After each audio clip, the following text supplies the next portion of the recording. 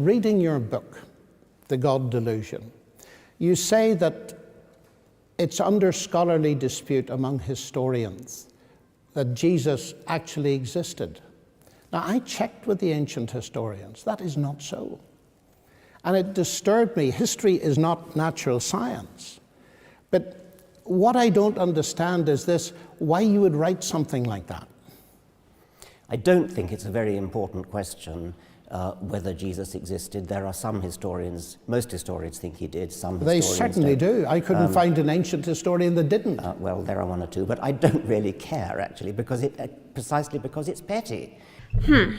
Richard Dawkins no es tonto. Él sabe perfectamente el renombre que tiene y sabe que muchos lo siguen a ojo cerrado. El hecho de decir algo como esto en su libro, de que está bajo controversia entre los historiadores de que Jesús realmente existió, es enormemente descuidado e impreciso. Él lo hizo con toda la intención. Sabía el impacto que iba a tener en sus lectores. Por eso les doy un consejo. La próxima vez que escuchen a alguien hablar del cristianismo, así sea el que sea, el erudito, el profesor, la eminencia, el famoso, sea quien sea, mejor examínenlo 2 veces, porque puede ser que venga de un corazón malintencionado. I cannot see evidence in archaeology or history for a historical Jesus. Yeah, well, I do. I mean, that's why I wrote the book. Well, I mean, okay, yeah. I mean, I have a whole book on it.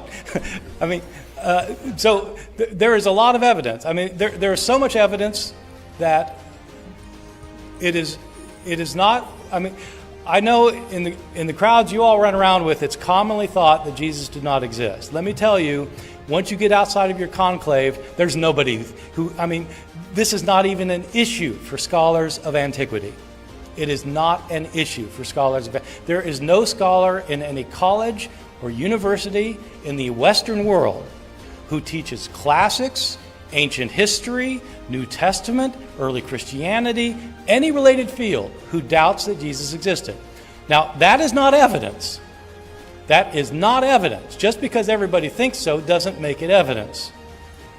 But if you want to know about the theory of evolution versus the theory of creationism, and every scholar in every reputable institution in the world believes in evolution, it may not be evidence, but if you've got a different opinion, you better have a pretty good piece of evidence yourself.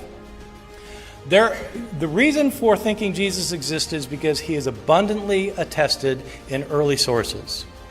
That's why. And I give the details in my book. Early and independent sources indicate that certainly that Jesus existed. One author that we know about knew Jesus' brother and knew Jesus' closest disciple, Peter. He's an eyewitness to both Jesus' closest disciple and his brother.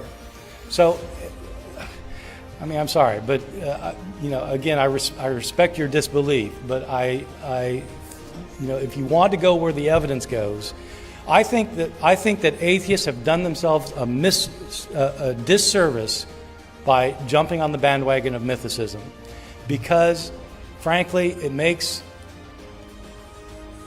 you look foolish to the outside world. If that's what you're going to believe, you just look foolish. You are much better off going with historical evidence and arguing historically, rather than coming up with the theory that Jesus didn't exist.